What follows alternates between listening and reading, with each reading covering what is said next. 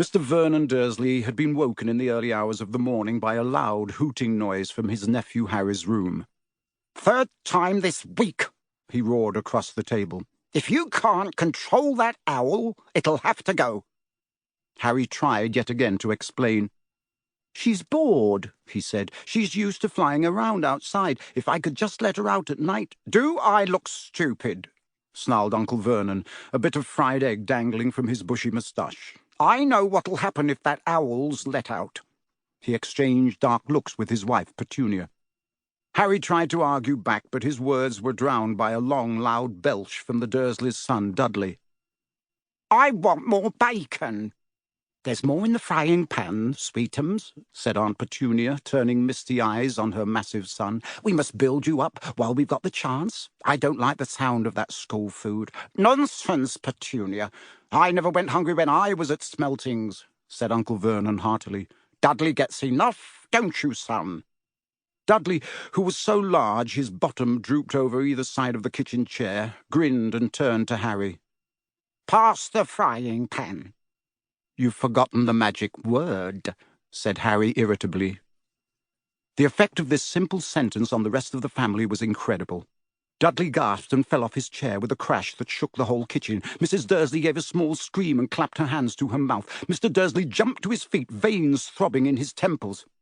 "I meant please," said Harry quickly. "I didn't mean—" "What have I told you?" thundered his uncle, spraying spit over the table, "about saying the M-word in our house?" "But I—" "How dare you threaten Dudley?" roared Uncle Vernon, pounding the table with his fist. I warned you. I will not tolerate mention of your abnormality under this roof."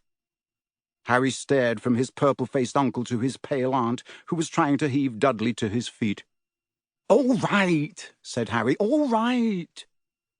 Uncle Vernon sat back down, breathing like a winded rhinoceros, and watched Harry closely out of the corners of his small, sharp eyes. Ever since Harry had come home for the summer holidays, Uncle Vernon had been treating him like a bomb that might go off at any moment, because Harry Potter wasn't a normal boy. As a matter of fact, he was as not normal as it is possible to be.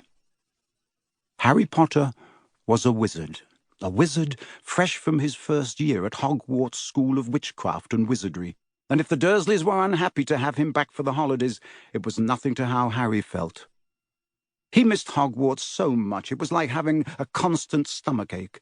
He missed the castle with its secret passageways and ghosts, his classes, though perhaps not Snape, the potions master, the mail arriving by owl, eating banquets in the great hall, sleeping in his four-poster bed in the tower dormitory, visiting the gamekeeper Hagrid in his cabin next to the forbidden forest in the grounds, and, especially, Quidditch, the most popular sport in the wizarding world. 6 tall goalposts, 4 flying balls, and 14 players on broomsticks. All Harry's spell books, his wand, robes, cauldron, and top-of-the-line Nimbus 2000 broomstick had been locked in a cupboard under the stairs by Uncle Vernon the instant Harry had come home. What did the Dursleys care if Harry lost his place on the house Quidditch team because he hadn't practiced all summer? What was it to the Dursleys if Harry went back to school without any of his homework done? The Dursleys were what wizards call muggles.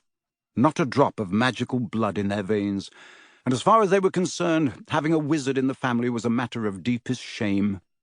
Uncle Vernon had even padlocked Harry's owl, Hedwig, inside her cage to stop her from carrying messages to anyone in the wizarding world. Harry looked nothing like the rest of the family. Uncle Vernon was large and neckless, with an enormous black moustache. Aunt Petunia was horse-faced and bony.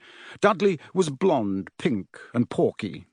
Harry, on the other hand, was small and skinny, with brilliant green eyes and jet-black hair that was always untidy. He wore round glasses, and on his forehead was a thin, lightning-shaped scar. It was this scar that made Harry so particularly unusual, even for a wizard. This scar was the only hint of Harry's very mysterious past, of the reason he had been left on the Dursleys' doorstep 11 years before. At the age of 1 year old, Harry had somehow survived a curse from the greatest dark sorcerer of all time, Lord Voldemort, whose name most witches and wizards still feared to speak.